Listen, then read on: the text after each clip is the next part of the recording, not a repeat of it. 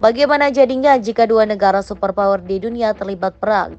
Pasalnya, Amerika Serikat dan Rusia merupakan negara berkekuatan nuklir terbesar di dunia. Tentu saja, senjata nuklir menjadi ancaman besar bagi umat manusia, di mana kedua negara tersebut akan berlomba membuat banyak senjata nuklir.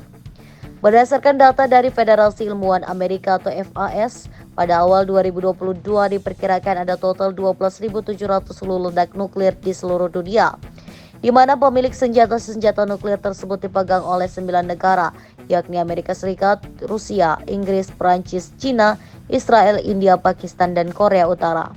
Rusia menempati urutan pertama yang diperkirakan FAS memiliki total inventaris hulu ledak nuklir sebanyak 5.977, terdiri dari 4.447 hulu ledak yang mana sekitar 1.588 diantaranya dikelola dalam bentuk rudal balistik dan juga pangkalan pesawat pengebom. Selain itu ada sekitar 977 hulu ledak strategis bersama 1.912 hulu ledak non-strategis yang disimpan sebagai cadangan. Sementara posisi kedua disusul oleh Amerika Serikat AS yang mempunyai sekitar 5.428 hulu ledak. Dari jumlah tersebut, sekitar 3.708 beroperasi dan sisanya ditunjukkan untuk membongkar terlebih dahulu. Menariknya, Rusia dan AS sama-sama mempunyai porsi yang lebih kecil dari seluruh persenjataan nuklir mereka yang ditempatkan di pelbagai lokasi seperti pangkalan angkatan udara, yakni masing-masing sekitar 1.600 dan 1.650 hulu ledak.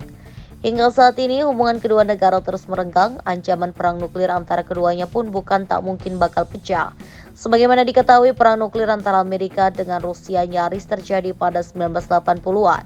Pada awal tahun 1980-an, ketegangan antara Uni Soviet, sekarang bernama Rusia, dan Amerika Serikat AS meningkat menyebabkan keduanya nyaris perang nuklir.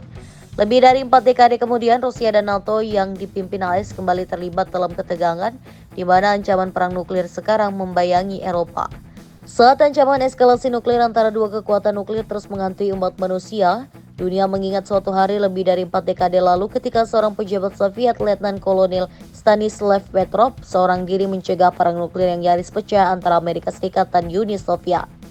Hubungan antara AS dan Uni Soviet telah mencapai titik yang paling rentan dan genting pada awal tahun 1980-an.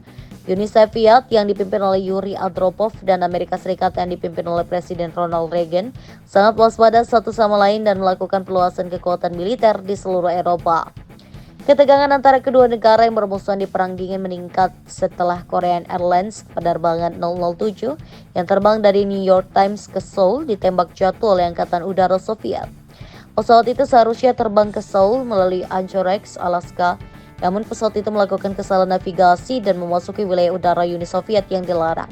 Dengan asumsi bahwa pesawat itu sedang dalam misi untuk Amerika Serikat, militer Soviet mengerahkan pesawat Su-15 Interceptor dan menembak jatuh pesawat itu dengan 2 rudal udara ke udara di dekat Pulau Sakhalin di Rusia, menewaskan 269 orang di dalamnya. Sebagai pembalasan, otoritas Soviet mengklaim bahwa pesawat itu menyimpang dari jalur aslinya dan memasuki wilayah udara Soviet untuk mengumpulkan informasi intelijen bagi AS. Namun mereka tidak dapat mendukung klaim itu dengan bukti yang menyebabkan gelombang eskalasi antara kedua musuh bebuyutan tersebut. Menanggapi tindakan ini yang digambarkan sebagai biadab oleh mantan Presiden AS Ronald Reagan, NATO menggelar serangkaian latihan militer dan mengerahkan rudal balistik jarak menengah baru. Pengerahan itu digambarkan oleh Menteri Pertahanan Soviet saat itu, Dmitry Ustinov, sebagai sarana untuk serangan pertama dan menimbulkan kecurigaan serangan nuklir antara kedua belah pihak yang sudah hampir mencapai ambang konflik nuklir di Kuba pada tahun 1962. Di pihak Uni Soviet memperkirakan serangan rudal dari AS dan membuat persiapan untuk meluncurkan serangan balasan. Uni Soviet juga telah melakukan investasi signifikan dalam sistem peringatan dini seperti OKO yang dimaksudkan untuk mengidentifikasi rudal yang mendekat dan memberikan peluang untuk membalas nuklir. Mengantisipasi serangan, pasukan Soviet disiagakan dengan ketat dan ditugaskan untuk memantau aktivitas musuh. Pada 26 September 1983, Stanislav Yevgrafovich Petrov, seorang letnan kolonel di pasukan pertahanan udara Soviet, ditugaskan untuk menggantikan seorang perwira tempur senior yang tidak dapat memenuhi tugas jaganya. Pada hari kritis itu, Petrov adalah perwira jaga di Pusat Komando Sistem Peringatan Dini Nuklir OKO yang terletak di bunker bawah tanah, tempat krisis siap terjadi. Saat Petrov menatap monitor, sirene keras mulai berbunyi di bunker dan layarnya berubah warna yang menunjukkan serangan rudal akan segera terjadi. Lebih banyak sinyal menyusul dalam hitungan detik setelah yang pertama dan ada indikasi bahwa 5 rudal telah diluncurkan dari sebuah pangkalan di Amerika Serikat.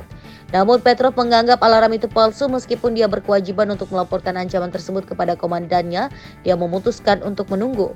Petrov tidak segera meningkatkan masalah tersebut melalui rantai komando, memilih untuk menunggu bukti yang menguatkan, namun tidak ada yang datang. Bahkan tidak ada satu rudal pun yang datang yang membenarkan kecurigaan Petrov bahwa sistem peringatan tersebut kemungkinan tidak berfungsi. Selanjutnya, komputer mengidentifikasi 4 rudal lagi menargetkan Uni Soviet saat mengudara.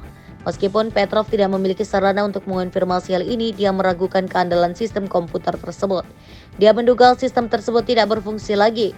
Keputusan ini mencegah perang nuklir yang akan pecah jika Rusia melakukan serangan balasan berdasarkan sinyal tersebut.